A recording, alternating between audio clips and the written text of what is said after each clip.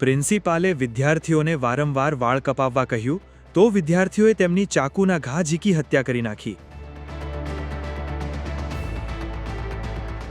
આ ચોંકાવનારો કિસ્સો હરિયાણાના હિસારનો છે, જ્યાં વાળ કપાવવા, યુનિફોર્મ સરખો પહેરવા અને સ્કૂલના નિયમોનું પાલન કરવા પ્રિન્સિપાલે બે વિદ્યાર્થીઓને વારંવાર ચેતવણી આપતા બંનેએ પ્રિન્સિપાલનું ચાકુના ઘા ઝીકી કાસળ કાઢી નાખ્યું. देखिए 10 से 10:30 बजे सूचना मिली कि यहाँ पे जो प्रिंसिपल जगबीर सिंह जी थे उनको चाकू मार के उनकी हत्या कर दी गई थी. तो इस संबंध में 2 लड़के के नाम आ रहे हैं. तो उनको पकड़ने के लिए पूरी हमारी पुलिस टीम कार्रवाई कर रही है और उनको जिंदल हॉस्पिटल ले जाया गया है. तो वहाँ पे उनकी पोस्टमार्टम की कार्रवाई करवाई जाएगी.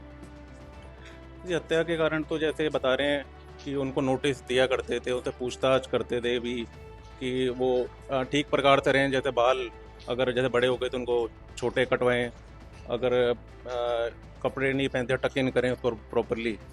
तो इस प्रकार की जो काउंसलिंग एक्टिविटीज़ होती है, जो प्रिंसिपल की जिम्मेवारी भी होती है, तो वो पाए जा रहे हैं. देखिए जो प्रारंभिक जांच में आ रही है तो पुट्ठी गांव के बताते हैं जो हमारे जो बच्चों ने जिन्होंने हमला किया है, और प्रिंसिपल भी जो है जगबीर सिंह जी, तो वो भी उसी गाँव के हैं. तो बच्चों की कहते हैं कि 11वीं 12वीं क्लास के बच्चे हैं और करीब इनकी 15 साल 16 के आसपास उम्र रही.